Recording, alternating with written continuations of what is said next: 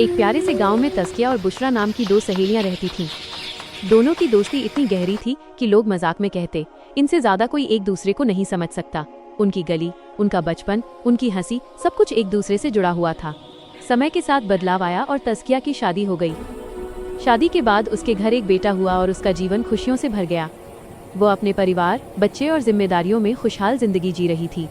लेकिन तस्किया के जाने के बाद बुशरा अकेली पड़ गई। वही हंसने मुस्कुराने वाली लड़की अब हर रात चुपके से रोती थी। उसे लगता था कि उसकी दुनिया का सबसे अहम हिस्सा उससे दूर हो गया है। कई दिनों तक वह उदास रही। फिर एक दिन उसने खुद को संभालते हुए कहा, कब तक यूं ही टूटकर जीऊं? मुझे अपनी जिंदगी को नया रास्ता देना होगा। यही सोचकर बुशरा ने एंगेजमेंट फ्लावर गिफ्ट का बिजनेस शुरू किया। शुरुआत में मुश्किलें थीं, लेकिन जल्दी ही उसे एक समझदार और होनहार पार्टनर मिल गई, शबनम।